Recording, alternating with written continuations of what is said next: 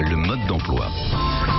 Levée de fonds mode d'emploi, c'est notre nouvelle rubrique de fin d'émission. On aimerait vous faire comprendre effectivement à travers toute une série d'experts comment bien lever de l'argent. Et Yves, aujourd'hui nous recevons Thierry Dartus, il est le directeur national Transaction Advisory Services. Chez Grant Thornton. Chez Grant Thornton. Exactement. Thierry Dartus est un observateur attentif du capital investissement. Aujourd'hui, donc, dans cette séquence qui est un peu la boîte à outils des entrepreneurs pour lever de l'argent, ouvrir son capital, vous allez nous expliquer les premières démarches. Vous allez nous dire quels sont les points clés. Faut-il, par exemple, voir beaucoup d'investisseurs ou pas? Qu'en dites-vous Que faut-il avoir dans la tête avant de commencer sa prospection? Au tout début, dans les premiers, Bonjour Thierry, dans les premiers mois. Bonjour. Dites-nous tout. Bonjour. Écoutez, je pense que d'abord, rappeler peut-être un premier chiffre. Sur la dernière année 2016, la FIC vient de présenter ses statistiques. Plus de 2000 entreprises ont été investies par le private equity. C'est quand même relativement important. Et sur un spectre d'investisseurs financiers qui sont regroupés de 300 sociétés de gestion. Donc, on a en France un véritable écosystème qui investit dans l'économie d'entreprise et qui permet véritablement de créer de la valeur. Alors, pour répondre à votre question, comment je fais? Deux commentaires importants. Il faut une adéquation entre deux sujets, les personnalités et les projets. Et je rebondis un peu sur la remarque ou les commentaires que pouvait faire Benoît dans l'identification des projets dits successful. Je pense que l'élément clé, c'est la qualité du management et la qualité des hommes avec lesquels vous discutez. C'est clair que aujourd'hui, l'investissement en capital dans une entreprise, c'est une espèce de mariage à durée déterminée.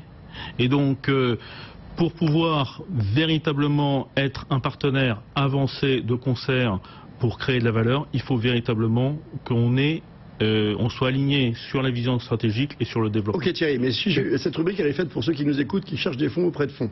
Donc je dis, comment est-ce que je repère que je serai en bonne adéquation avec un Benoît Grossman? Comment je fais au début? Quelles sont mes étapes?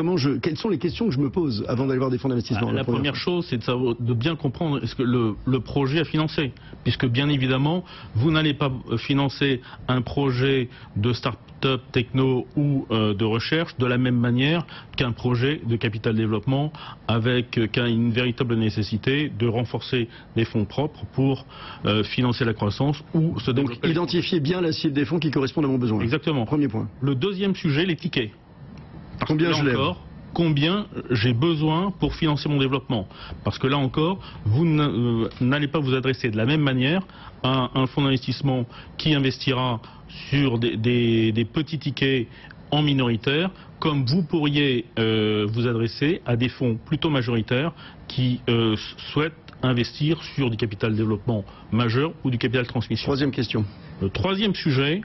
Je vous presse un peu comme il nous reste des 15 secondes pour refaire le monde. Les fonds thématiques. Parce que bien évidemment, si votre projet, c'est de vous implanter à l'étranger, c'est de créer du build-up, plutôt vous adresser vers des fonds qui sont spécialisés, qui dans le secteur de la santé, dans le secteur de l'agro, ou qui ont des équipes de gestion basées outre-Atlantique ou en Asie, et qui sont en capacité de vous aider à accélérer votre implantation. Si je comprends bien, Thierry Dartus, le conseil qu'on peut donner aux entrepreneurs, c'est de ne pas avoir une stratégie d'arrosage, mais plutôt une stratégie de goutte à goutte, c'est-à-dire de bien choisir les fonds d'investissement auxquels ils vont s'adresser. Une stratégie ciblée. Ciblée, très ciblée. Une stratégie ciblée et accompagnée, parce que bien évidemment, ce n'est pas le rôle du chef d'entreprise que d'ouvrir tous les jours son capital, et donc se faire accompagner par des spécialistes, par des professionnels de la fusion-acquisition ou d'autres qui sont en capacité de vous conseiller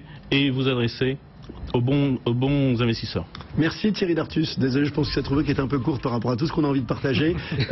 C'est la fin de cette émission, la deuxième d'ailleurs de cette nouvelle formule radio et télé de l'entreprise BFM qui est en deuxième partie Entreprise et Capital. Je vous rappelle qu'elle sera rediffusée dimanche soir à 22h et mardi à 15h.